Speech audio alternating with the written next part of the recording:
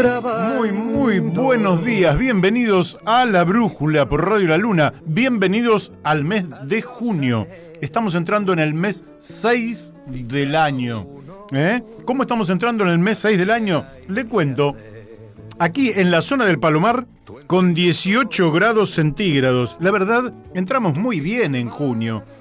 Bajas probabilidades de precipitación, aunque en otros pronósticos dicen que podría llover, así que siempre la van a acertar.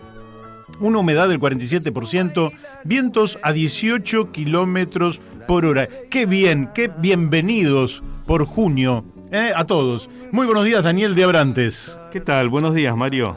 Bueno, muy buenos días, Héctor Didio, el operador de todos los martes, sin excepción, con una puntualidad realmente ejemplar. Y es el que hace posible que esto salga realmente a la perfección a través de todos los medios. Muy buenos días a todos los oyentes de Radio La Luna que se quedaron enganchados escuchando los tangos a través de la antena AM 1140. Muy buenos días a quienes nos están escuchando a través de la www.radiolaluna.com.ar. Muy buenos días a quienes nos escuchan a través de las aplicaciones en los teléfonos celulares, a quienes nos escuchan por Twitter o por Facebook. A todos, muy buenos días. Buenos días también le vamos a dar a nuestro amigo que desde hace más de un año no viene, pero que el tipo venía acá, lunes y martes estaba viniendo. Y resulta que con la pandemia y con todas estas restricciones y viviendo tan lejos, ya no ha venido, pero que sigue estando aquí junto con nosotros. Me estoy refiriendo a Daniel Pérez, que ha creado desde el comienzo este canal de YouTube, La Brújula en la Luna, que la verdad se está transformando realmente en un elemento de consulta más que significativo y por tanto nuestras felicitaciones a Daniel Pérez. De la misma manera, Miguel Pascuale, parte del equipo que le ha dado en llamar a ese, digamos, ese canal de YouTube, le ha dado en llamar una parloteca. La parloteca, La Brújula en la Luna. ¿Por qué parloteca? Porque en lugar de ser biblioteca o hemeroteca o lo que ustedes quieran, eso es una parloteca porque usted entra y escucha los programas. Próximamente se va a desarrollar y se va a poner en presentación un blog que va a hacer que el acceso a la parloteca sea más rápido, más sencillo, y usted pueda ir a los programas que le interesan ya directamente sin tener que hacer un gran recorrido. De todas formas, usted entra a La Brújula en la Luna y dice, como no pude escuchar el programa de ayer, que realmente fue sumamente interesante, con Fabián Rogel, con el ingeniero Sergio Goldman, con una especialista en lo que tiene que ver la minería del agua en los salares para la extracción de litio, Melisa Argento, o desde el impenetrable chaqueño Pablo Gramajo, y usted va este viernes, pone y entra y escucha todo el programa de nuevo, o escucha a quienes quieran. Y hoy, ¿a quién podré escuchar hoy? Bueno, hoy podré escuchar a algunos de nuestros grandes invitados. Realmente somos una máquina de producir entrevistas realmente de alto valor. Vamos a estar comunicándonos en poquitos minutos con Gabriel Cantón, el doctor Gabriel Alejandro Cantón, a quien le vamos a preguntar si este tema, que está en la Constitución Nacional y que es el juicio oral por jurados, se va a poder resolver algún día en favor de la participación del pueblo, para que los jurados populares realmente sean los que juzguen en determinados delitos. Vamos a estar hablando con el dirigente de ATE y dirigente histórico de la CTA Autónoma, Hugo Cachorro Godoy, sobre el papel de los trabajadores en esta etapa en la Argentina. Luego vamos a estar hablando con Miguel Ponce, el presidente de la Comisión de Economía de la Convención Nacional de la Unión Cívica Radical, sobre algunas cuestiones que son de sumo interés, como por ejemplo, si existe, porque esta es la clave, ¿no?, de lo que le vamos a preguntar hoy a Miguel Ponce. En general, como vamos recorriendo de fracaso en fracaso, hay un punto donde usted dice, bueno, estamos perdidos, estamos en el horno, no podemos resolver esto. Y sin embargo, existen propuestas. Y quienes estamos en la materia, digamos, sabemos que existen propuestas. ¿Por qué no las aplican los gobiernos? Yo se lo podría explicar, pero otro día. Pero la solución está. ¿Solución para qué, Masitelli? La solución para que terminemos con la inflación, la solución para que el país vuelva a crecer, para tener un desarrollo armónico y que brille la justicia social en la Argentina. para eso. No es poco. Le vamos a preguntar a ver qué nos dice Miguel Ponce, pero por ahí andan algunas propuestas que son absolutamente de interés. Y finalmente vamos a estar hablando con Carlos Méndez sobre la situación de los países andinos y vamos a preguntarle también algo, vaya a saber si nos da el tiempo, ¿no? Chile, Perú, México, no sé si nos va a dar para tanto, pero hay este domingo elecciones en Perú y en México que son muy trascendentes, y el otro domingo va a haber elecciones en Chile que van a impactar, va a ser de gobernadores, pero van a impactar sobre las presidenciales y sobre la convención constituyente que se está llevando adelante en aquel país, todos temas realmente de enorme interés. Así que ya le hice la presentación de los temas que hoy vamos a estar hablando. Y voy a seguir con los saludos, Vamos a darle un muy buenos días a Florencia Videberry, realizadora de los flyers de difusión de La Brújula. Vamos a darle también los muy buenos días a la doctora Mónica Colunga, que es la que hace posible que en Corrientes Capital mucha gente nos pueda estar escuchando a través de Radio Fénix, FM 92.1 MHz. También a nuestro amigo Gustavo Figini, que en estos momentos con alguna dificultad están tratando de salir a través de Radio La Paquita, FM 88.9 MHz, allí en las alturas de la cordillera de los Andes, en aquel hermosísimo paraje que se llama Uspallata y que tantos recuerdos nos trae cuando hablamos, por ejemplo, de San Martín. Le vamos a dar los muy buenos días a la Cámara de Comercio, Industria y Servicios de Aedo, y también le vamos a dar los muy buenos días a nuestro amigo Luis Ochoa, el coach que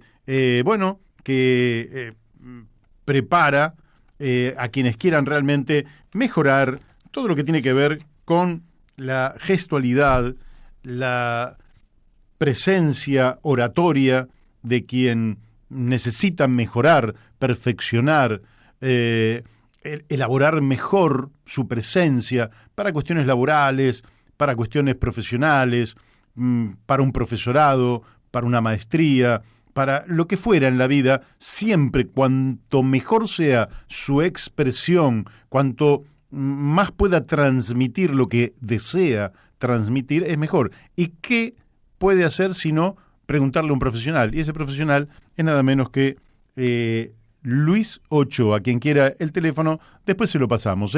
Usted quiere mandarme un WhatsApp a mí, recién me llamaron desde Jujuy. Usted quiere pasarme un WhatsApp a mí, me lo pasa al 11 62 97 9905 y yo ahí le paso el contacto con el maestro Luis Ochoa. Y ya estamos en contacto con nuestro primer invitado en el día de hoy, el doctor Gabriel Alejandro Cantón. Gabriel, muy buenos días, ¿cómo estás? ¿Qué tal? Buenos días, Mario. Gracias por la convocatoria y saludo al público que es tan entusiasta siempre en tus días pasados. Sí. Las entrevistas tuyas son siempre muy interesantes y entiendo que la gente esté tan interesada y enganchada con tu programa. Así es, así es. Por suerte es un programa que ha venido creciendo y sigue creciendo, felizmente, pero el mérito no es nuestro. El mérito es de nuestros invitados, que hacen posible que el programa se llene de todas cuestiones muy, pero muy importantes, porque tratamos, no digo que alguna vez no hayamos tratado alguna cosa media superflua, no voy a decir que no, pero en general eludimos esas cuestiones sencillas, fáciles, y vamos al hueso, vamos al fondo de la cuestión, a las cosas que son estratégicas. Y vos has estudiado mucho una cuestión que realmente es estratégica y que tiene que ver con el cumplimiento de un mandato constitucional que en la Argentina, lógicamente, como tantas otras cosas, pasan de largo, y es el juicio oral por jurados. La gente se plantea, está bien el juicio oral por jurados, pero ¿se puede realizar eso en la Argentina? Bueno, te escuchamos. Bueno, Mario, es importante el público que nos está escuchando que entienda que tiene derechos, ¿no es cierto? Uh-huh. El derecho a un juicio oral por jurados tiene dos vistas. Primero, como cuando uno enfrenta el procedimiento que debe ser juzgado por un jurado como único sistema de justicia, pero a su vez tiene un correlato en la ciudadanía que es el derecho a integrar un jurado, que no es ni más ni menos que el derecho político básico de primera generación que es la mayor expresión de soberanía que puede tener un pueblo, integrar un jurado para administrar justicia. Si lo vemos desde esos dos lugares, la participación de la ciudadanía sería mucho mayor, la que está garantizada en la Constitución, que la que hoy tiene con solo el sufragio. Claro. ¿No es cierto? Entonces, al administrar justicia, entonces nosotros lo que tendríamos es una expresión, digamos, concreta de soberanía respecto de el hacer cumplir la ley.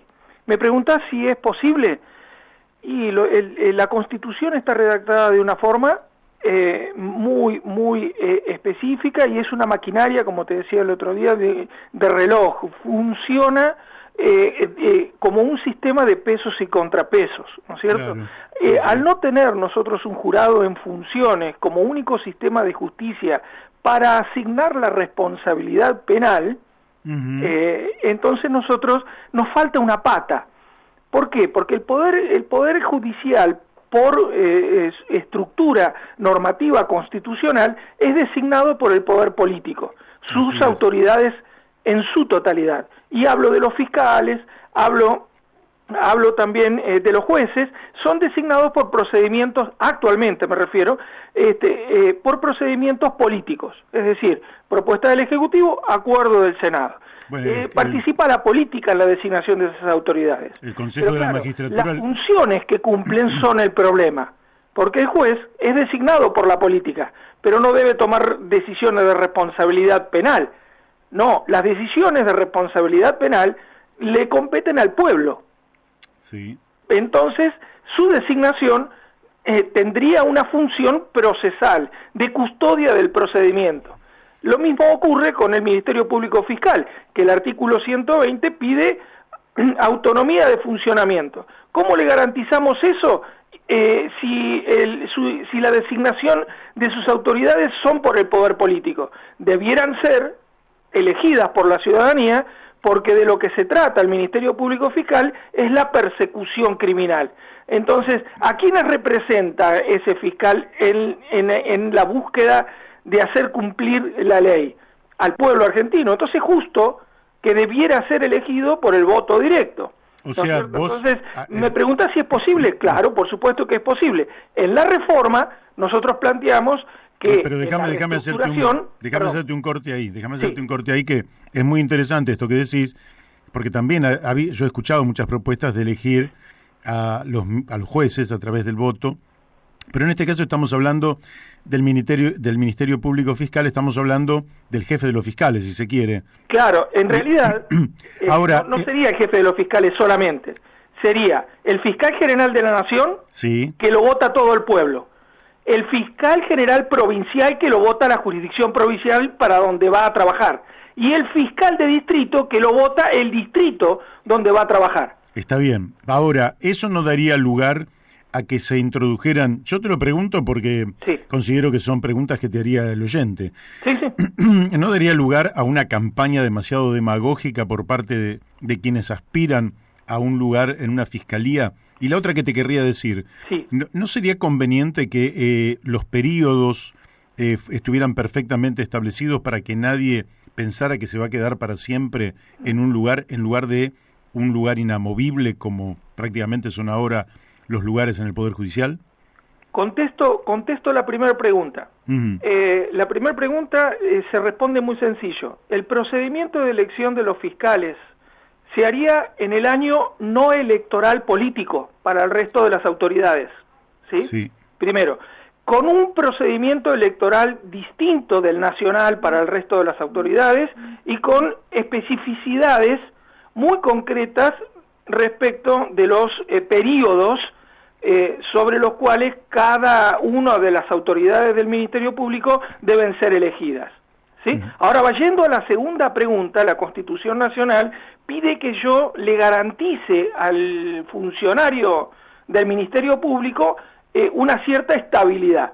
Bueno, la estabilidad va a estar dada en función de su desempeño como fiscal, es decir, la gente va a renovarle su confianza en tanto y en cuanto juzgue que su labor de persecución del delito satisfaga sus expectativas. Después, Por otro lado, y no tenés el riesgo... El fiscal debe ser por 4 años elegido. Correcto, y no tenés el riesgo de que las maquinarias políticas se pongan en funcionamiento en favor de determinadas personas y se termine politizando también de una manera todavía más evidente que la actual, que en definitiva se necesitan 2/3 del Senado actualmente. Claro. Si uno es concreto con la legislación electoral que debe sancionarse para la elección de magistrados, digamos, del Ministerio Público Fiscal, y establece las limitaciones y los periodos electorales por fuera, digamos, y separados, digamos, que no son en el mismo año que se eligen el resto de las autoridades, lo que vamos a ganar es autonomía de la Fiscalía y vamos a ganar autonomía respecto de las investigaciones que se tienen que dar. Hoy por hoy un fiscal no investigó, por ejemplo, si vamos al hueso, al ministro Arroyo, cuando se le descubrió toda la cuestión, digamos, de improlijidad en la contratación de los alimentos para cuando la pandemia inició, ¿no es cierto? Eso debió haber sido inmediatamente investigado por un fiscal federal en turno con competencia en esos delitos. ¿Por qué? Porque la estabilidad política la tiene el presidente, el vicepresidente y los legisladores, diputados y senadores, pero los ministros pueden ser tranquilamente enjuiciados por un fiscal si tuviéramos la independencia del Ministerio Público Fiscal como demanda la Constitución que debiera ser. Bien. Te hago, Daniel de Abrantes, ¿cómo estás? Te hago una consulta en relación a esto que estás desarrollando. En general nosotros vemos que la democracia en la Argentina y en muchos lugares se encuentra, por decirlo de alguna manera, intoxicada por el dinero. ¿Qué quiero decir con esto? Quiero decir que hoy día enfrentar una campaña electoral para diputados, por ejemplo, en la provincia de Buenos Aires, implica un costo multimillonario, ¿sí? En propaganda y en todo lo que es la campaña previa. Y por otro lado, la otra pata que juega fuerte en las campañas electorales, que son los medios de comunicación masiva, se han repartido, ¿sí? en grandes pools económicos que juegan la veracidad de esos medios en torno a proyectos políticos, y descaradamente, ¿no? Lo vemos tanto en C5N como en TN como en La Nación Más, que además sabemos quiénes son sus dueños y cómo operan políticamente. Entonces, digo, si metemos a la justicia en este mismo circuito, vamos a tener el mismo resultado. O sea, hoy tenemos hoy vivimos en una plutocracia, el gobierno de los ricos. Porque si yo puedo ser un muy buen candidato para diputado en la provincia de Buenos Aires, pero si no entro en una rosca política, me presento con un partido pequeño, seguramente va a ser muy difícil que pueda ser elegido porque la gente no me ve, sencillamente por eso. Está bien, pero el problema de los costos y de la injerencia de los capitales en los procesos electorales es porque no tenemos una adecuada norma electoral que limite los aportes de campaña, el condicionamiento de esos aportes, el blanqueo de esos aportes, ¿no? La individualización de aquellos contribuyentes en campañas políticas. Si nosotros tuviéramos transparentado esa cuestión, ni los capitales ni la política se debieran estar inmiscuindo o influenciando de la manera que lo hacen cuando se practican los eventos electorales.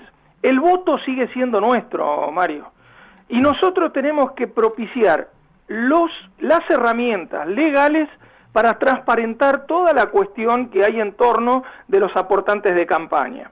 Es una gran deuda que la política tiene con su gente, es correcto, pero no es inviable.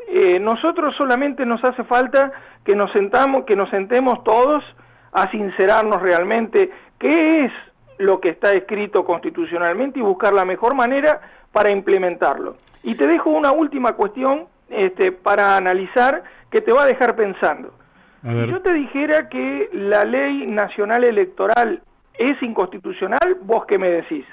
Pero ¿cómo inconstitucional, doctor? Sí, es inconstitucional. ¿Por qué?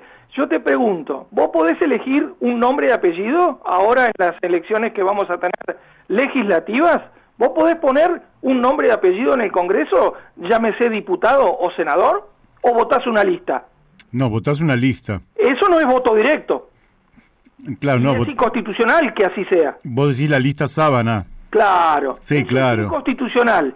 Vos yo tengo una reforma a la ley electoral planificada ya, que podemos discutir en otro programa, pero me gustaba que tuvieras esta apreciación para darte cuenta que la gente tiene derecho a ejercitar el voto como dice la Constitución que debiera ejercitarlo. Entonces, el problema de la injerencia de la política en el voto y en los estamentos públicos es por esta cuestión que también está con alguna deuda de modificación. Nosotros tuviéramos que poder elegir de voto directo al diputado y senador que queremos que nuestra jurisdicción electoral nos represente. Correcto. Hay 7 jurisdicciones en provincia de Buenos Aires. Si nosotros reorganizamos las jurisdicciones electorales de modo tal de tener tantas como sean necesarias para que cada una no exceda los 2.5 millones de habitantes, cada uno podrá elegir 15 diputados y los senadores a nivel provincial que cada jurisdicción necesita votar. Pero ahí vos tendrías la posibilidad, organizada la elección de un modo especial, que yo tengo pensado que la boleta tuviera que tener troqueles con los nombres y apellidos para que uno pueda sacarlos de la boleta, desprenderlos y ponerlos en el sobre, ¿no? No sé si me explico una manera sencilla, sería así de votar nombres y apellidos. Cuando uno termina de realizar la votación, ¿cómo es el conteo?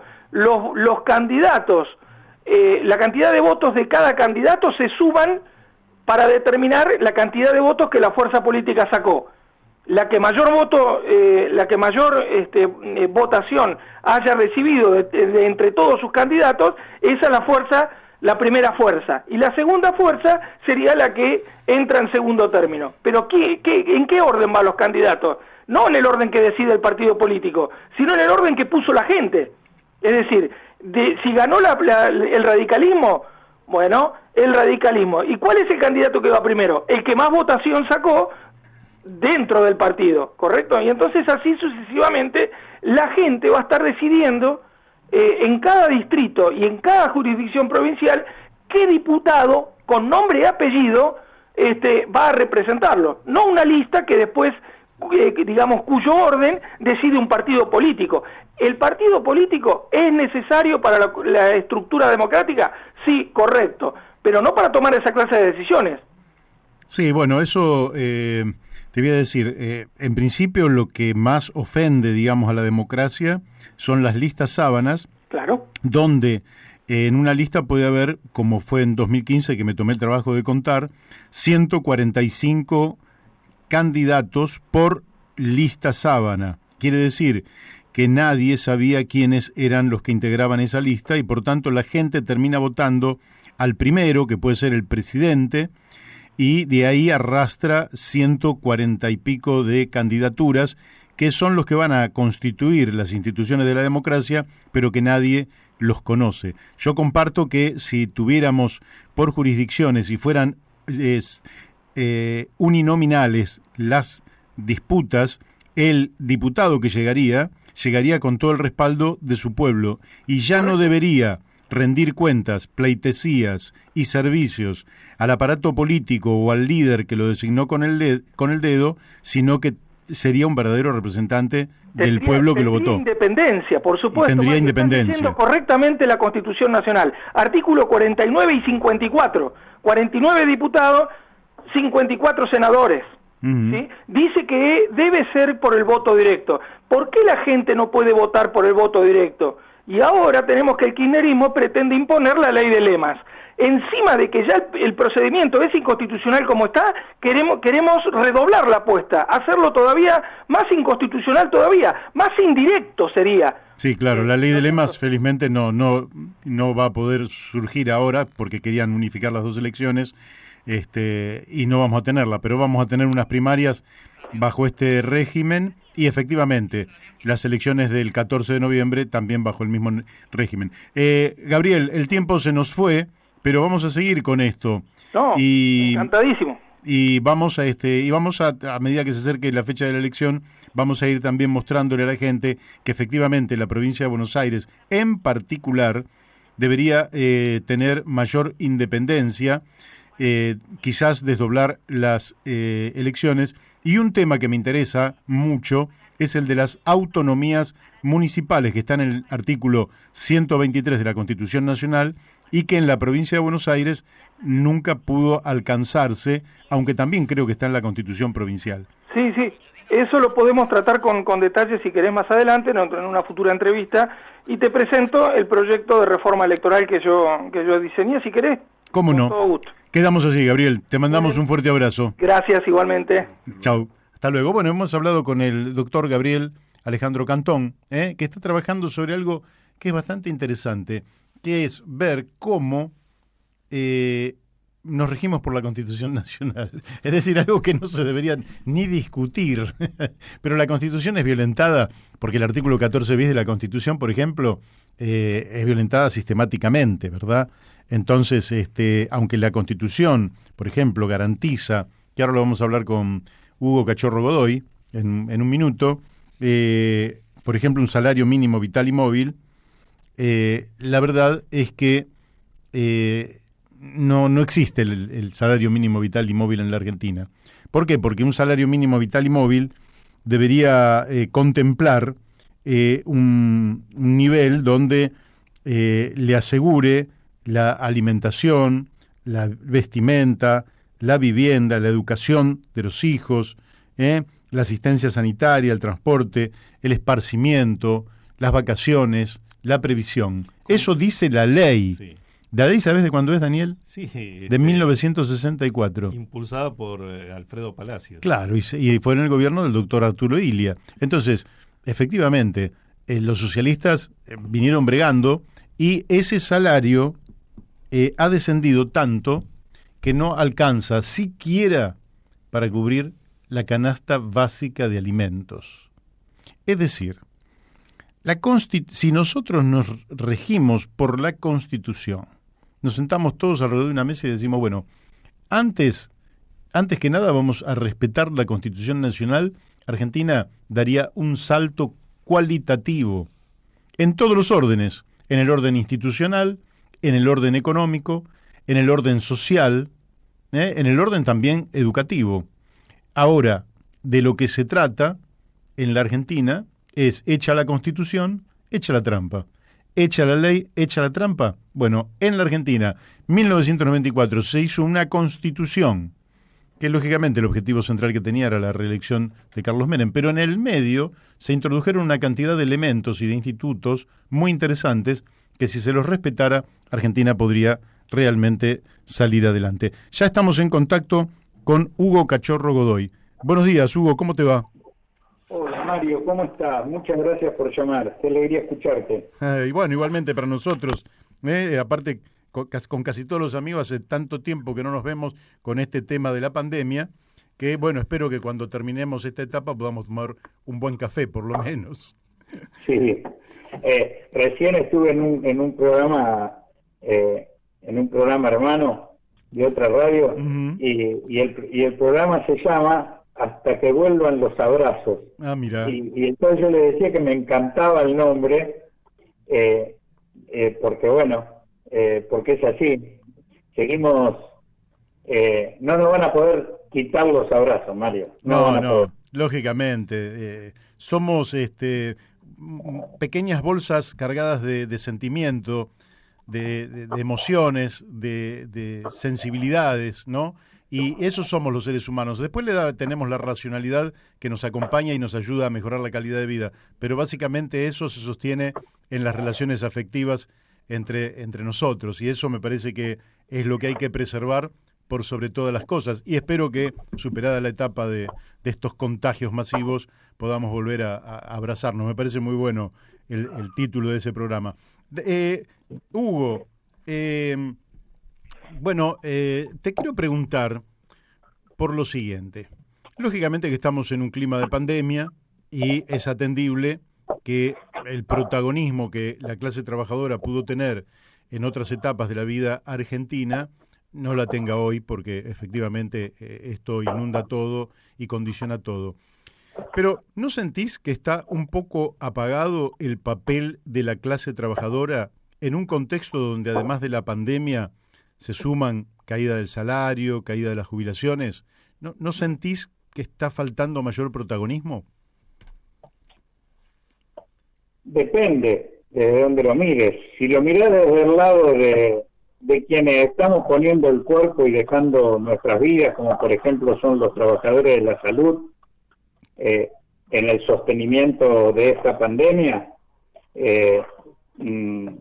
bueno, y no me refiero solamente a ellos, sino a otros sectores de trabajadores con un alto nivel de protagonismo, o de los voluntariados para promover los testeos o para promover la difusión de la vacunación en algún momento, cuando lo que se intentaba era decir que la vacuna era un veneno y que no había que vacunarse. Bueno, ahí hay una situación de protagonismo de los trabajadores y de las trabajadoras que es muy grande y que en general está oculto. Los esfuerzos que se están haciendo de las comisiones de higiene y salud laboral para generar protocolos, para prevenir a los trabajadores que están realizando tareas esenciales, es muy grande. Con un agregado que la verdad que es una de las cosas que verdaderamente el gobierno debería revisar, es que en ningún momento se declaró actividad esencial a la actividad sindical. O sea que la actividad que realizamos desde los gremios, en las fábricas, en los lugares de laburo, debería ser más respaldado por parte del gobierno, y eso no sucede. Desde ese punto de vista hay un nivel de protagonismo muy alto.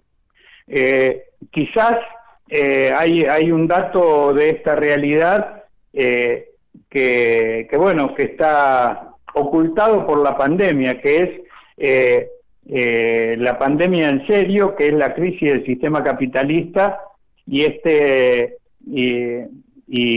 que se da no solamente en la Argentina, sino en el mundo.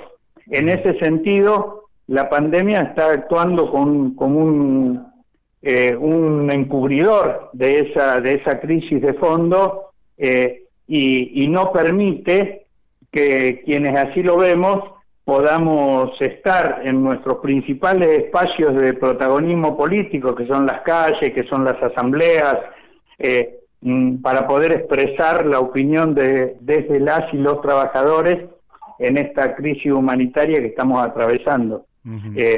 Crisis humanitaria y no sanitaria, porque es una crisis del sistema, ¿no?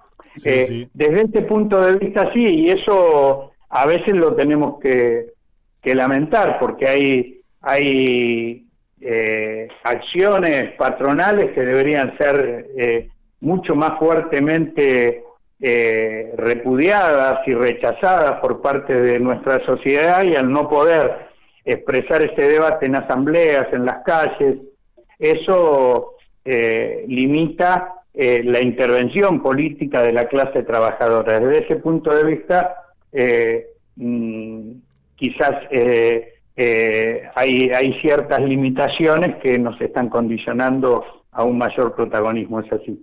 Así es. Ahora por estos micrófonos lo tuvimos a Claudio Lozano, y con unas propuestas que realmente a nosotros, lógicamente, nos gustan, que tenía que ver, por ejemplo, con la suspensión de las negociaciones y los pagos al Club de París y al Fondo Monetario Internacional, y un shock, por ejemplo, de justicia social, ¿verdad? Ahí, ¿no sentís que hay un déficit muy grande por parte del gobierno al privilegiar determinados equilibrios macroeconómicos a necesidades básicas que no solo tiene nuestro pueblo, que ya justificarían una mayor erogación por parte del Estado, sino a la propia actividad económica de la Argentina. ¿No sentís que hay hay una contradicción latente entre por ejemplo, lo que plantean ustedes y lo que está llevando adelante el gobierno? Por lo menos lo veo yo desde afuera. ¿Cómo lo ves vos? Sí, es así. Nosotros el 1 de mayo, desde la CTA Autónoma y desde muchas otras organizaciones, incluyendo sindicatos que forman parte de otras centrales sindicales o movimientos sociales que no forman parte de ninguna de las tres centrales, estuvimos realizando un manifiesto en el cual proponemos medidas al gobierno que tienen que ver con la soberanía, el trabajo, la producción, la justicia, para terminar con el hambre de manera inmediata. Muchas de esas iniciativas que tienen que ver con la derogación del decreto 949 que reitera la concesión a empresas transnacionales del control sobre la red troncal del Paraná-Uruguay, que tiene que ver con la canalización del canal de Magdalena, con el establecimiento de un salario universal para garantizar un piso de dignidad, que tiene que ver con proyectos de ley que, como el Tierra, Techo y Vivienda, que presentó Carlos Alderete, o el proyecto de ley sobre volver al campo para la producción de alimentos y para la desconcentración de las grandes urbes. Bueno, proyectos que están en la Cámara de Diputados o senadores y que sin embargo no se avanza porque se necesita un empuje de parte del Poder Ejecutivo, pero lo que hay es una masa crítica que vamos creando en función de promover este tipo de ideas. Bueno, y el otro manifiesto, el que firmamos hace apenas unos días atrás, cuestionando al Fondo Monetario Internacional, reclamando que se investigue, y que bueno, hoy hasta el propio Cavallo sale a cuestionar ese manifiesto, ¿no? Haciendo centro en la diputada nacional Fernanda Vallejos, pero fuimos más de 200, 300 dirigentes los que firmamos ese manifiesto para que se investigue la deuda y no se pague al Fondo Monetario Internacional ni al Club de París hasta que no salgamos de esta emergencia y se rediscutan sin condicionamientos la deuda. Bueno, Cavallo dice que por ese camino vamos a llevar al país al desastre, y en realidad al desastre han traído a la Argentina las políticas que él personificó con la dictadura militar, con Menem, con De la Rúa, y que después reprodujo también Macri. Ahora, lo cierto es que hoy estamos en una disyuntiva, no hay muchas alternativas para nuestro país. O se hace lo que dice Cavallo o profundizamos este camino que estamos planteando desde estos manifiestos a los que hago referencia. Creo que el presidente Alberto Fernández está en esta disyuntiva y que se deberían multiplicar los canales de debate y de participación desde los sectores populares, porque Alberto Fernández llega al gobierno con una coalición y con un respaldo popular que lo que buscaba era salir de las políticas macristas que nos trajeron a este desastre. Entonces hay que profundizar ese camino y en ese sentido es que estos manifiestos, el del 1 de mayo y el de la deuda externa, a lo que hacía referencia, que son la expresión de varios sectores populares que están dentro del Frente de Todos y otros que están fuera del Frente de Todos, es lo que estamos alentando. Bien, no, eso sí, yo pienso que Domingo Cavallo, como prácticamente personero de determinados intereses, no querrá saber toda la verdad sobre la deuda, porque el día que nuestro pueblo sepa toda la verdad sobre la deuda, lógicamente va a tener un correlato en la política eso. Y debe estar preso, Cavallo debería estar preso, Sí, por ejemplo, sí, por claro. traición a la patria. Efectivamente. Ahora, al mismo tiempo que yo comparto todo lo que vos señalás y lógicamente estamos identificados con ese planteo, lo que nosotros observamos es Martín Guzmán que sigue, y hoy hay notas incluso en diarios que tienen un tinte oficialista, por ejemplo, Carlos Burgueño, donde hace el planteo de que estaría cerca de un acuerdo con Kristalina Georgieva del Fondo Monetario Internacional y que tendría todo el respaldo de la cúpula del gobierno, que además Martín Guzmán habría hecho muy bien los deberes porque él prácticamente disminuyó el déficit fiscal a niveles que ni el propio Macri lo había alcanzado y que además, si se le sumara lo que se recaudó por la contribución a las grandes fortunas, en realidad el primer trimestre de este año, en medio de la pandemia, en lugar de déficit estaría dando superávit fiscal, cosa que es sorprendente, y al mismo tiempo, Hugo, lo que te pregunto es que al mismo tiempo que se da este fenómeno que desde una mirada es interesante porque se logra el equilibrio fiscal, la contraparte es que el salario mínimo vital y móvil, según también una nota de hoy, está en 24.408 pesos y que está por debajo, ya no es ni siquiera un salario mínimo vital y móvil, sino que ni siquiera es un ingreso que alcanza a la canasta básica de alimentos, que está un 10% arriba de ese valor. ¿Cómo ves esta tensión entre algo que se va desarrollando por un lado y lo que se debería hacer, que es atender las necesidades populares justamente para que el país pueda despegar también? Yo creo que lo que está haciendo Guzmán no es bueno. Uh-huh. No se puede, en un momento donde necesitamos fortalecer la intervención y la capacidad de intervención del Estado, reducir su capacidad de intervención hasta límites que son verdaderamente absurdos. El presupuesto que aprobó el propio Guzmán, que ya de por sí era un presupuesto que tenía falencias, nosotros lo dijimos de entrada, el 29% de inflación era un objetivo que no se iba a alcanzar porque no había una mayor intervención del Estado para ponerle control al manejo de los precios de 200 empresas que son las que especulan y son las formadoras de precios. Pero bueno, lamentablemente la realidad nos dio la razón.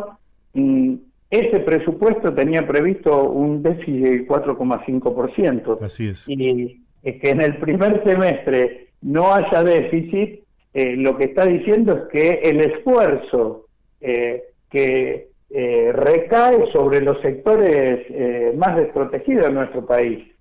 Porque mientras tanto, bueno, vos comentabas el diálogo que tuviste con Claudio Lozano, uh-huh. Acaba de demostrar las ganancias extraordinarias del 200, 300, 400% de un puñado de empresas en sus tasas de ganancia, que son las que han absorbido como una aspiradora todos los recursos que el Estado ha puesto en la calle para paliar la situación de los sectores más desposeídos.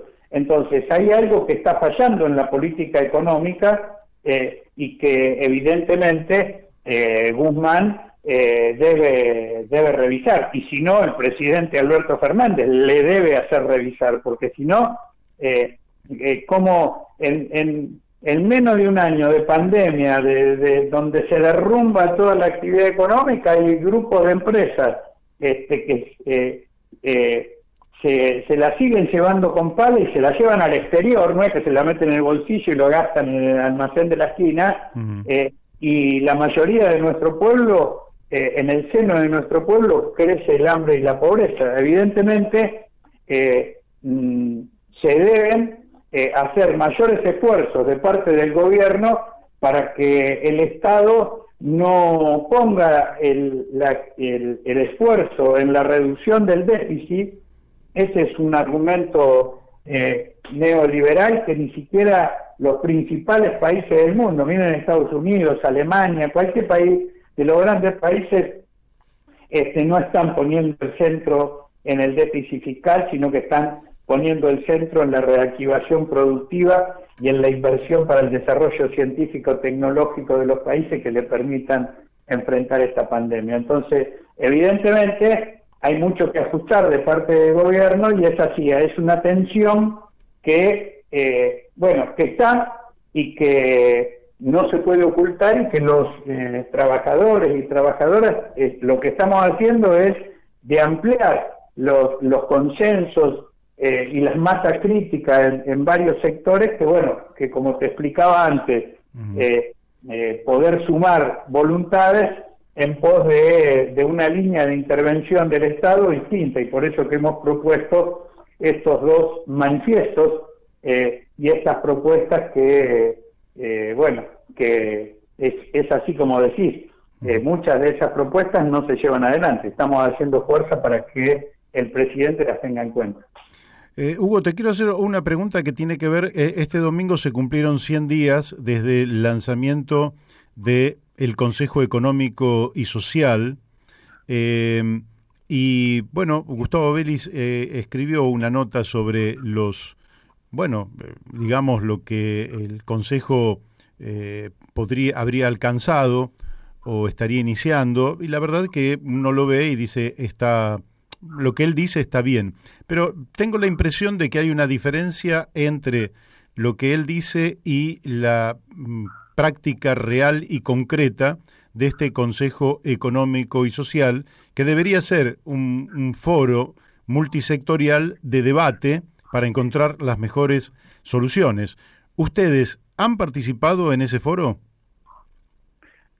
No leí la nota de Gustavo, pero me reuní personalmente con Gustavo Vélez y con el ministro de Trabajo para decirles que era inadmisible que organizaciones como la CTA Autónoma o como otras organizaciones de pequeños y medianos empresarios no hayan sido convocados a un debate. Pero más allá de esa no convocatoria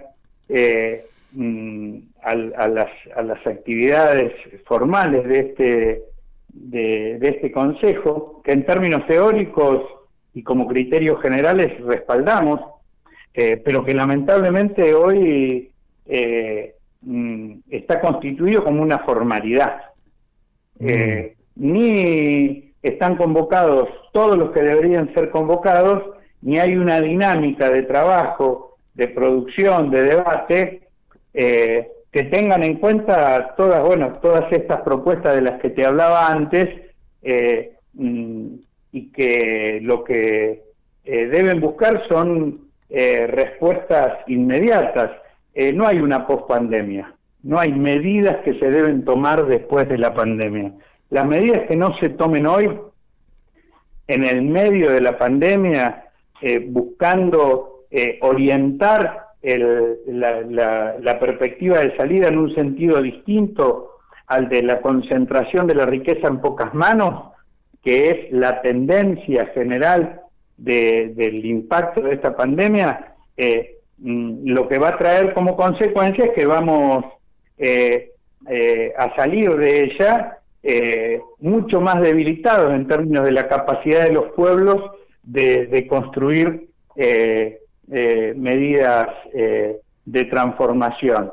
Y y esta rebelión que hoy se está expresando contra las políticas neoliberales, como en Chile, como en Colombia, esa energía popular en la Argentina hay que canalizarla contra las políticas neoliberales, contra el Fondo Monetario Internacional, contra los que condicionan el futuro de nuestra patria, y el gobierno debería estar alentando una epopeya en ese sentido. Sin embargo, lo veo más con un criterio defensivo, más con un criterio de tener en cuenta lo que exigen estos sectores, y eso no es alentador. Pero bueno, el haber triunfado sobre el macrismo en las urnas nos alienta a tener mucha confianza en nuestro pueblo, y unidos, organizados, vamos a poder encontrar un rumbo mejor.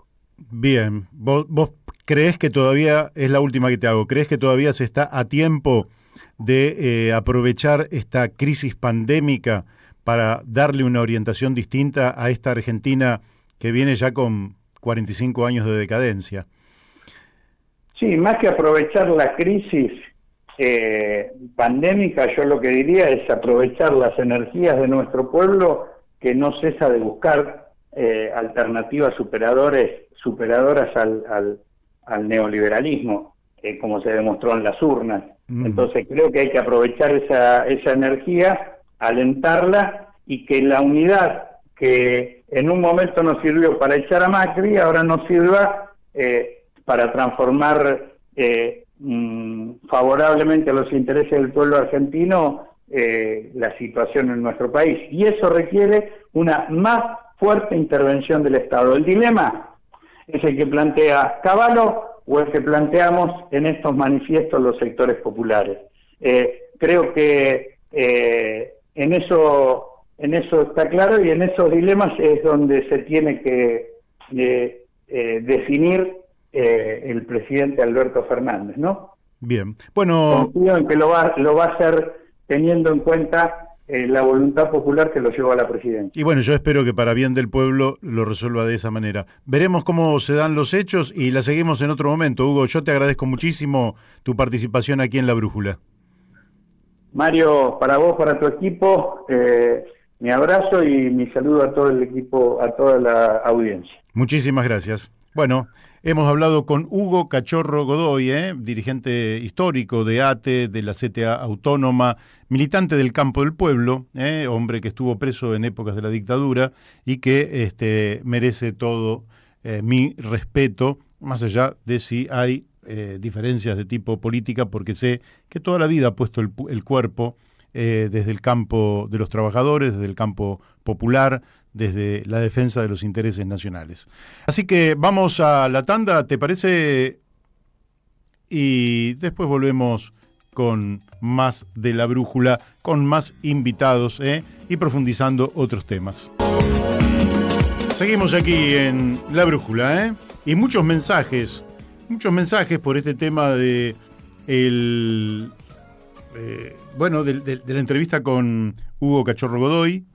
Y bueno, cuestiones que no pude preguntarle, que me habían enviado, pero la verdad es que muchas veces o bien el WhatsApp no entran a tiempo, o a veces por la propia entrevista no la podemos desarrollar, porque lógicamente me llegan de trabajadores estatales nacionales, un aumento en 5 cuotas que terminan cobrando en febrero del 2022 y que ya dan por debajo de la inflación, es decir, que ni siquiera recuperan lo que se perdió hasta aquí, pero van a seguir perdiendo todo lo que la inflación entre 1 de junio del 21 hasta febrero del 22 vaya acumulando.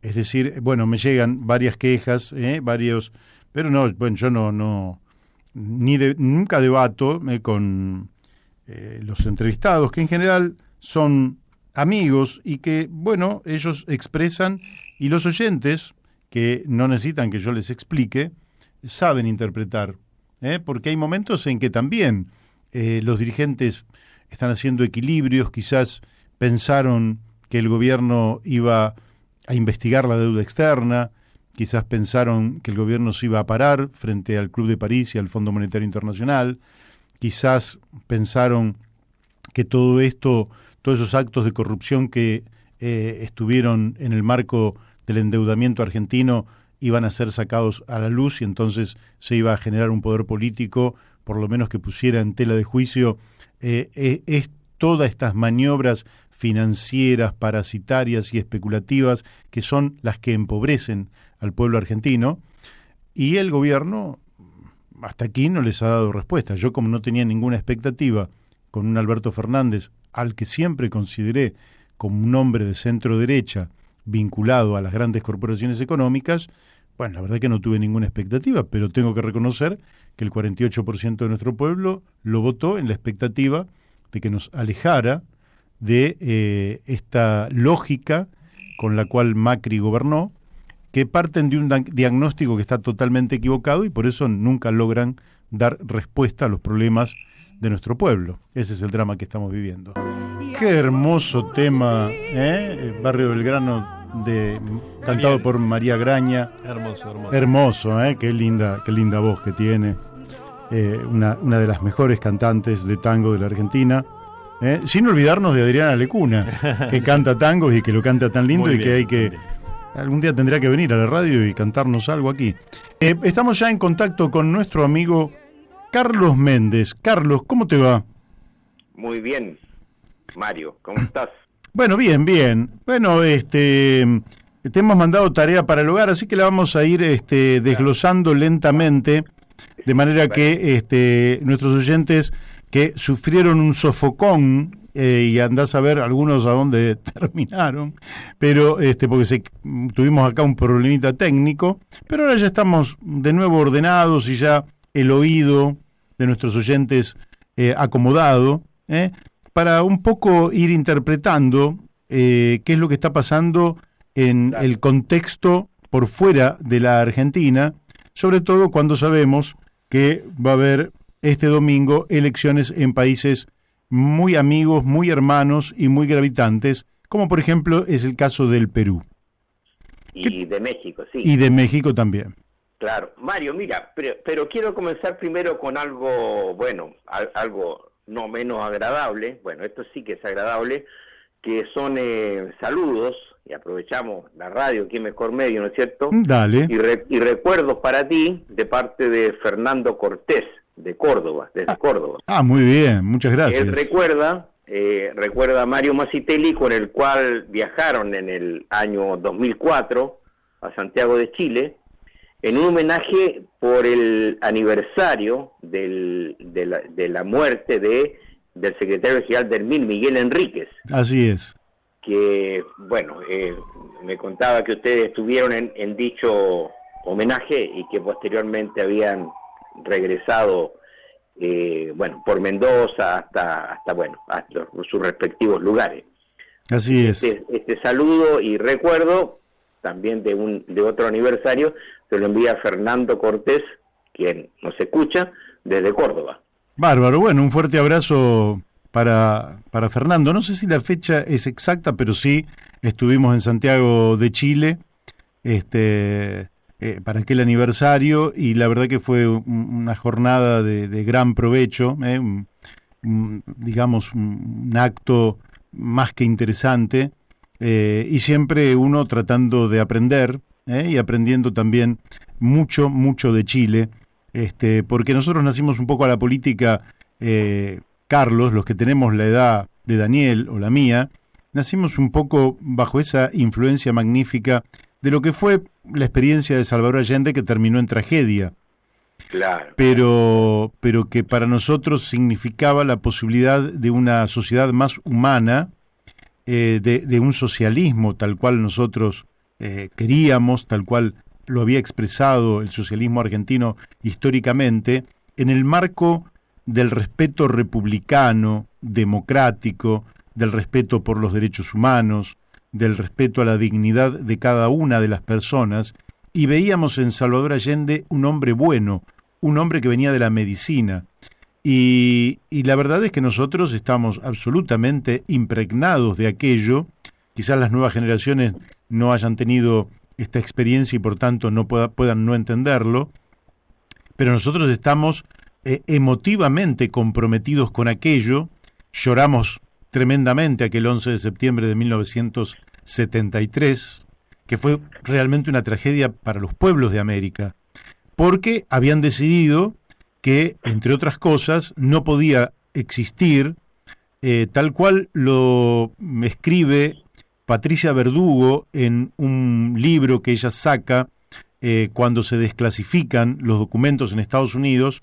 Nixon y Kissinger habían determinado que no se podía admitir ningún avance hacia el socialismo por vía democrática y que había que entonces que hacer chillar, palabras de ellos, a la economía chilena, había que hacerla chillar de dolor a la economía chilena y de esa manera crear las condiciones para el golpe de Estado del 73. Así que todo lo que nos viene del país hermano, nosotros lo recibimos muy bien y nosotros siempre, incluso nosotros, te voy a contar otra, Carlos, el 1 de enero de 1979, las juventudes políticas nos movilizamos por la paz con Chile, cuando la dictadura, envuelta en una burbuja de soberbia, de arrogancia, de militarismo y de prepotencia, quería ir a la guerra con el país hermano, y nosotros nos movilizamos desde la Catedral de Buenos Aires hasta el Episcopado,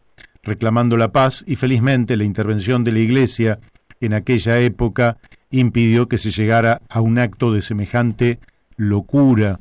Nosotros creemos que si diéramos vuelta el mapa mundi que nos han enseñado, en la cúspide de ese mapa mundi aparecería Argentina y Chile. Sí, yo además agrego que en aquella oportunidad yo tuve también participación en una experiencia muy, muy linda de las juventudes políticas, que fue un encuentro en el Cristo Redentor, un encuentro por la paz entre las juventudes políticas de Chile y las juventudes políticas argentinas. Hay que recordar que todo eso se hacía en épocas de dictaduras en ambos países, que era bastante difícil la organización, pero ahí estábamos los jóvenes argentinos y chilenos dándonos un abrazo en el Cristo. Y yo también quiero aportar lo mío y quiero decir que de esa calamidad que fue el golpe de Estado terrible, ¿sí? Al continente le quedó como saldo ahí, un saldo positivo, un saldo que valoramos enormemente, que es el faro de la estatura moral de Salvador Allende, que es quizás uno de los dirigentes que con más fuerza expresa el compromiso con la política, ¿no? Es esta actitud de haber dicho, bueno, hasta acá mi vida, y de aquí no salgo si no me saca el pueblo, y si tengo que morir, la trascendencia de Allende, para nosotros los chilenos la conocimos desde el exterior. O sea, nosotros participábamos en un proceso popular, un proceso de transformaciones, y no sabíamos, digamos, cuál era la repercusión que esto tenía en Sudamérica, en América Latina, ni tampoco en el mundo. Eso nos enteramos posteriormente. Pero en relación a la experiencia que ustedes están señalando, yo reflexiono de que son relaciones de amistad, de integración y cooperación, que son muy poco comentadas muy poco comentadas en la academia en cuanto a investigaciones, y son muy importantes ese tipo de relaciones que ustedes están señalando de juventud, porque realmente no están uno no le encuentra en ninguna enciclopedia o biblioteca, ni tampoco en investigaciones. Debiera alguno de los jóvenes de ahora poder investigar ese tipo de relaciones, porque son muy importantes para las relaciones entre dos países, entre pueblos, porque nosotros siempre nos enteramos de que Fernández visitó a Piñera, de que etcétera, digamos, de la cosa por arriba, de la cuestión cupular, pero lo que realmente ha transformado las relaciones entre Chile y Argentina ha sido fundamentalmente este tipo de relaciones que ustedes están señalando. En primer lugar, en mi opinión, la alta cantidad de chilenos que se trasladó por razones económicas y políticas, incluso en plena dictadura acá en la Argentina, que llegó a sumar superior a los 800.000 chilenos residentes en Argentina, y eso demostró, digamos, a nivel social, a nivel popular, que los chilenos no eran, digamos, aquello que se había expuesto, digamos, por cuestiones de enemistades y competencia y por problemas supuestamente fronterizos o de otra naturaleza. Y por otro lado, este tipo de relaciones, que nosotros también como autocrítica no hemos sido capaces de cimentar. O sea, no existe ahora, digamos, una coordinadora de juventudes, una coordinadora de partidos, unas relaciones al menos bilaterales entre China y Argentina. Yo, y con esto, digamos, me callo un poquito, los dirigentes políticos chilenos que vienen acá a la Argentina en la actualidad se comunican, digamos, con sectores políticos que incluso no coordinan o no son referentes mutuamente. Entonces después, al poco tiempo, es el fracaso de esas relaciones políticas y que son muy necesarias. Sí, claro. Nosotros, yo creo que hay que cambiar la cabeza de mucha gente. Creo que está cambiando. Creo que las relaciones entre los pueblos han mejorado muchísimo. Creo que aquí se había exacerbado en su momento una disputa, vaya a saber si con pretensiones hegemónicas o vaya a saber por qué.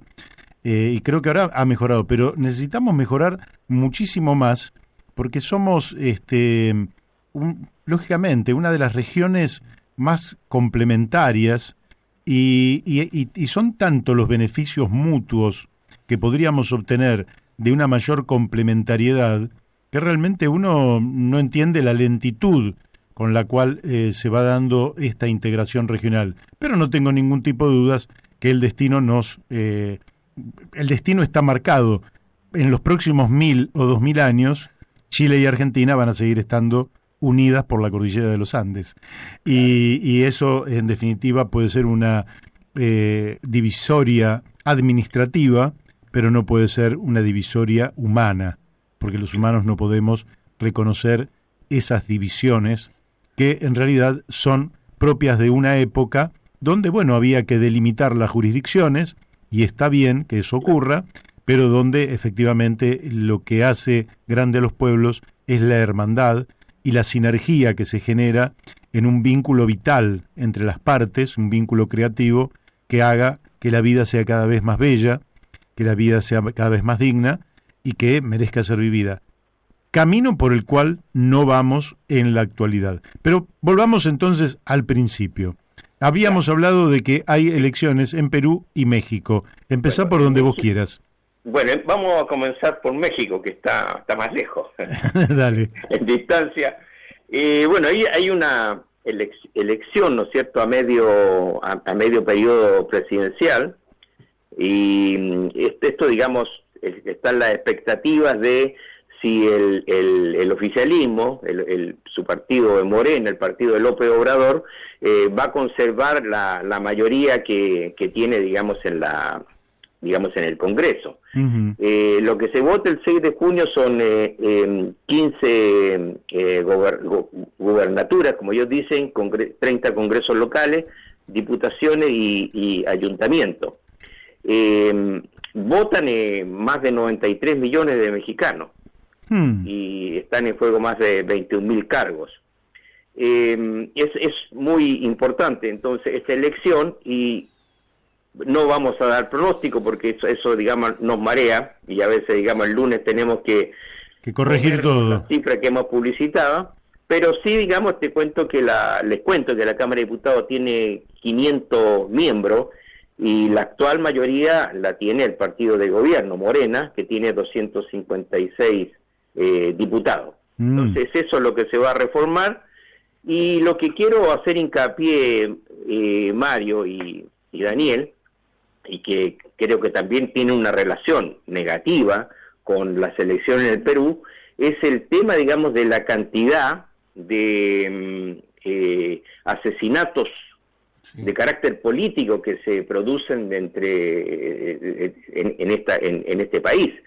Los datos dicen que de septiembre del 2019 hasta mayo de ahora, 21, se han reportado 143 asesinatos de carácter político, de los cuales 26 eran candidatos a alguna digamos postulación, 59 funcionarios o funcionarios públicos, 10 activistas políticos, 4 dirigentes de partidos, etcétera, etcétera. O sea, todos vinculados estos asesinatos con con la política, de carácter político. Es un espanto. Sí, claro. Por ¿Y otro lado, a quién se le atribuyen esos crímenes? Bueno, muchos de ellos se le atribuyen, digamos, a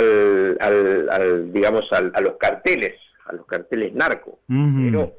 Pero se deduce que hay una falta de investigación efectiva de estos crímenes, y lo mismo pasa con periodistas. Menos mal que nosotros no hacemos periodismo en México, pero hay también una cantidad extraordinaria de 134 periodistas asesinados a la fecha, y unos 20 desaparecidos.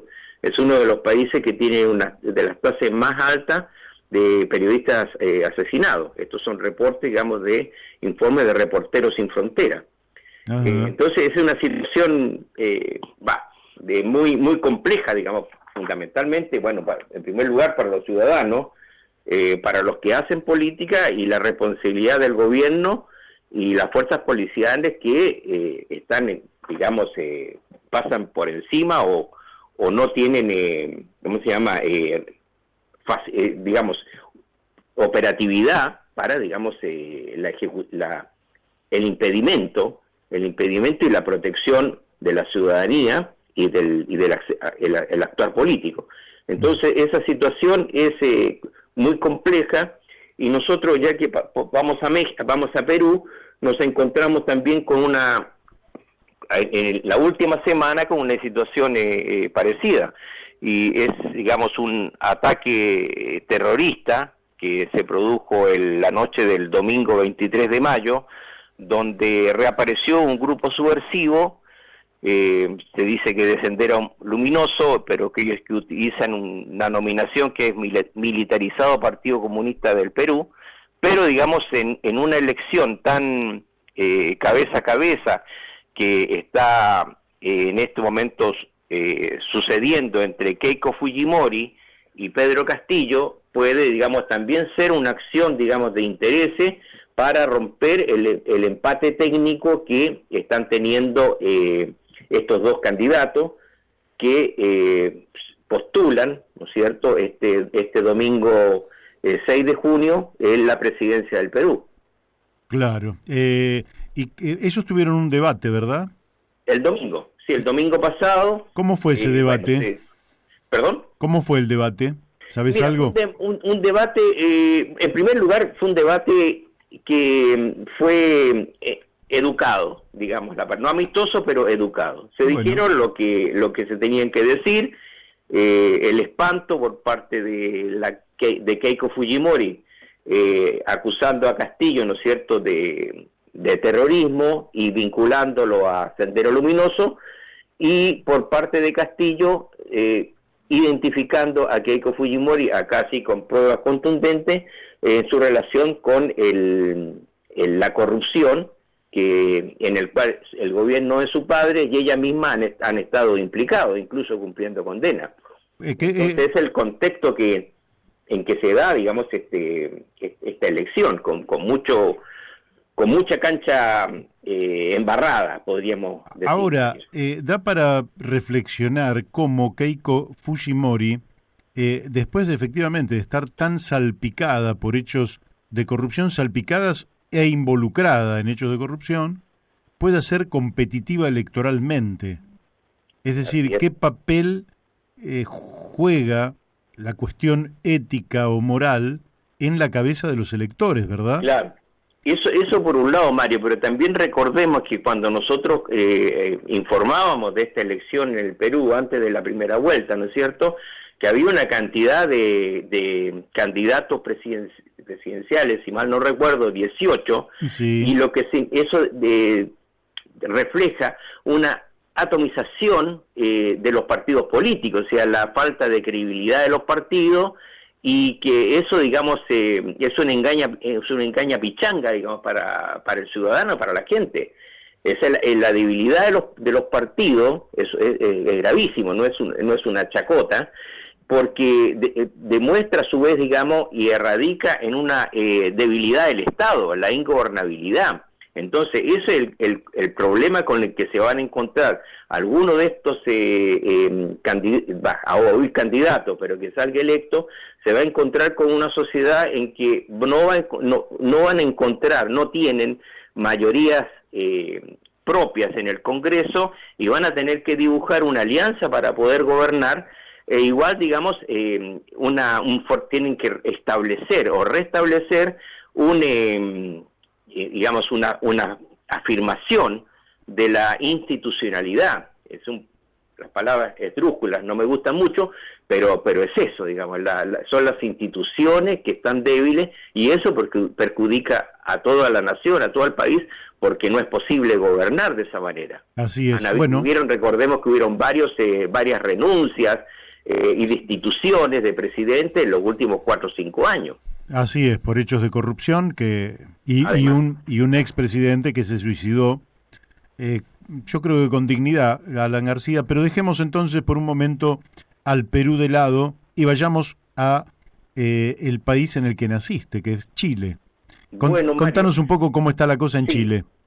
Sí, bueno, mira, quería cerrar lo del Perú, digamos que la cifra es un poco, digamos, también de los decesos en el coronavirus está en auge, como también aquí en Argentina, que ha impedido, ¿no es cierto?, lo que hoy día, digamos, para el mundo futbolero tiene que aceptar que no se puede realizar la Conmebol acá en la Copa América acá en el país, la tuvo que desechar, y incluso en Brasil todavía se está discutiendo la posibilidad que confirmar si la van a realizar o no. Pero están con una cantidad de decesos en el Perú, en el orden ya superaron los 180.000 muertos. No obstante, recordemos que en la primera elección, digamos, de presidencial que hubo en el Perú, votó sobre el 72-73%. Entonces, hay felizmente una participación ciudadana que digamos, podemos esperar que va a ser de todos modos, digamos, un gobierno fortalecido el que se institucionalice el próximo domingo. Esperemos que sí. Claro, bueno, en Chile, digamos, también, este asunto, un comentario entre nosotros, ¿viste? El asunto de las vacunas, Mario, Daniel, como que no funciona. En Chile ya se han vacunado 12 millones de habitantes, y es un porcentaje ya superior al 50%. Y entonces esa teoría o esa tesis, ¿no es cierto?, de la inmunidad de rebaño, parece que no es muy fuerte. O sea, digamos, esto también no es hacer terrorismo, pero campaña del terror, quiero decir, sino que, digamos, los que estamos todavía en salud, tenemos que mantenerlo, y con una dosis de vacuna solamente, tenemos que continuar cuidándonos, porque lo que en Chile, digamos, no ha bajado la cantidad de contagios, que son muy altos. Después podemos discutir como los médicos, ¿no es cierto?, si es la primera ola, la segunda ola. En Chile ahora se habla, digamos, que es una ola sobre la ola. Entonces, la cuestión es que hay mucha gente, no hay normalización. Para hacerla corta, no hay una normalización de la sociedad en relación con este tema del coronavirus. Entonces seguimos realizando todas las otras actividades sociales, políticas, económicas, con este mar de fondo que es muy poco prometedor. Hoy día el presidente Piñera, en un rato más, podemos decir en una hora y media más, de acuerdo a cómo es en Chile, él tiene que dar su cuenta presidencial en el Congreso, y lo que aquí se hace, ¿no es cierto?, anualmente el primer día de marzo, en Chile se hacía el 21 de mayo y se postergó ahora para esta fecha. Entonces lo que va a decir el gobierno, la verdad que a muy pocos le importa, porque ya, digamos, tiene los meses y los días contados para entregar la presidencia de la República el 11 de marzo del 2022. Entonces es eso algo que ocurrirá esta tarde, pero digamos que solamente va a ser de interés para los sectores políticos que van a conocer, digamos, lo que él plantea, y que obviamente, como se hace acá, digamos, vienen los pros y los contras al respecto. Ahora, en 2 semanas va a haber elecciones, menos de 2 semanas va a haber elecciones, claro. A gobernadores. ¿Cómo va a repercutir eso? Que eso sí va a tener más importancia que la palabra del presidente. Claro, bueno, eso la elección, digamos, la segunda vuelta de gobernadores en 13 regiones, que por primera vez se hace porque hasta ahora el denominado intendente lo nombraba el presidente de la República. Entonces, de las 16 regiones ya hay 3 que ya pasaron, digamos, esta prueba de elegir su gobernador, y ahora hay 13 que van a regiones que van a una segunda vuelta. Las posibilidades del oficialismo, como decimos, por lo menor, son remotas. Es muy difícil que incluso logre ganar una de las gobernaciones en segunda vuelta. Y entonces ya la disputa es en cuanto a sectores de la oposición, es decir, por un lado la unidad constituyente, donde está el Partido Socialista y Partido Demócrata Cristiano, que son los más importantes de esa alianza o de ese pacto, y por otro lado, digamos, minoritariamente el sector donde se encuentra la alianza entre el Partido Comunista y el Frente Amplio. Lo más probable es que de los 13, 10 los obtenga, digamos, la unidad constituyente, Alianza PS Democracia Cristiana, y otros grupos menores, y unos 2 o 3, en el mejor de los casos, lo obtenga el Frente Amplio. Pero no menos importante que la región que está en disputa, y que es la más importante, y donde votan cerca de 5 millones de ciudadanos, es la región metropolitana. La región metropolitana, es decir, Santiago. Y ahí la disputa es entre sectores de oposición. Está la candidata del Frente Amplio Partido Comunista y el candidato de la unidad constituyente, que es un gobernador, un candidato de la Democracia Cristiana. En el caso primero, de un sector llamado Comunes. Bueno, esa es la situación, Mario, para digamos, la segunda vuelta de gobernadores. Pero yo sí lo que quiero anunciar algo muy importante, esto seguramente le atraerá mucho a Daniel, que es el tema, digamos, de los contenidos, digamos, de la Convención Constitucional. Ajá. El jueves 3 de junio, se va a hacer una reunión con más o menos, ya que estamos a los 2/3, casi 2/3 de los constituyentes, o sea, de los 155, y que es una reunión organizada por las universidades de Chile y Católica, quienes les van a presentar un trabajo que ellos vienen haciendo de hace algunos meses atrás, que es sobre temas constitucionales, con una plataforma que se denomina Tenemos que hablar de Chile. La importancia de esto, Mario, es que por primera vez se van a encontrar la mayoría de los convencionales constituyentes con un interlocutor que no es ni el gobierno ni es, digamos, nada institucional, sino que un tema absolutamente académico universitario, donde ellos les van a entregar el informe que prepararon, que nosotros también se lo vamos a hacer llegar a ustedes, Mario y Daniel. Bien, sobre esto de Tenemos que hablar con Chile. Ahora, los componentes de la Convención Constitucional, recordemos que son 77 mujeres y 78 hombres, de los cuales 37 son del oficialismo Vamos por Chile, 25 de la lista del apruebo, ex Concertación, ahora Unidad Constituyente, 11 independientes no neutrales, 28, digamos, del sector comunista Frente Amplio, 27 y el resto independientes de la lista del pueblo, otros independientes, y los 17 convencionales pertenecientes a los pueblos originarios. Bien, bueno, ahí cerramos, porque ya se hizo la hora. Creo que tuvimos una recorrida desde México, Perú y Chile que ha sido muy buena, y que la vamos a tener que continuar el martes que viene, porque en realidad la dinámica de los hechos continúa.